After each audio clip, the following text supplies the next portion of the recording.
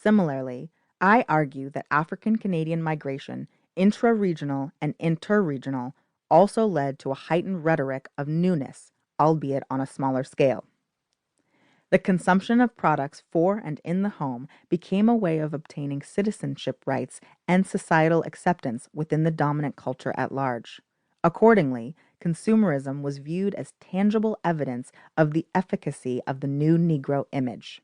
By the 1920s and 1930s, advertisements for Black women's cosmetics and hair products began to fill the pages of African American weekly newspapers such as the Pittsburgh Courier, the Chicago Defender, and the New York Amsterdam News, all of which were created by newly urban, educated, and intellectual African Americans.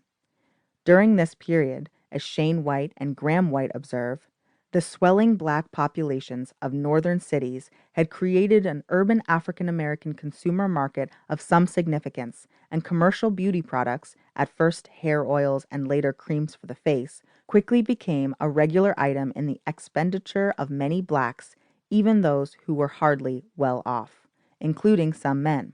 For instance, in 1911, the New York Age, a Black newspaper produced from 1887 to 1953, wryly drew attention to what it called the latest fad, asking, "Have you had your hair straightened yet?"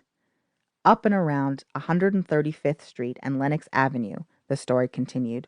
colored men can be seen in large numbers who are wont to take off their hats repeatedly and stroke their glossy hair with their hand in an affectionate manner. Elizabeth M. Sheehan opines further that the associations among femininity, visuality, and materiality intersected with debates about the political import of representing the self and the race. Thus, while Black men might have been active participants in the new spaces of Black consumption, Black women faced a particular burden of appearing, that is, of deploying their own status as spectacular objects and as types or representations of a collectivity.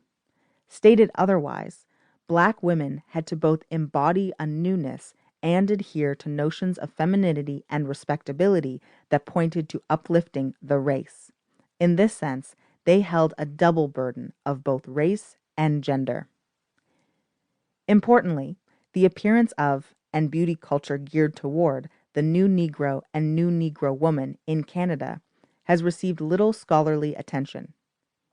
In their seminal text on African American photography, for instance, Deborah Willis and Carla Williams assert that the new Negro period in the United States was so defined by African American professor and philosopher Alan Locke in 1925 that it marked the first time that Black artists, particularly photographers, working in both rural and urban communities, took control of their self-representation.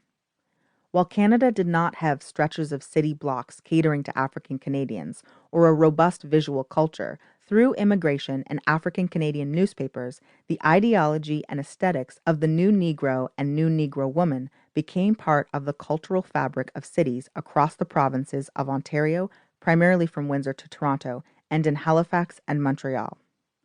Importantly, I am not arguing that there was a distinctly Canadian new Negro wholly separate from the American new Negro.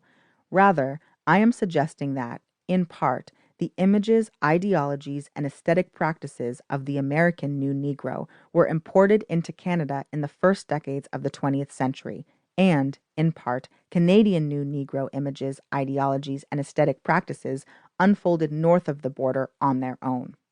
Like the great migration of African Americans, migration and urbanization in cities such as Toronto and Montreal, and to a lesser extent Halifax, were key factors that led to a heightened rhetoric of newness that challenged stereotypes such as the mammy.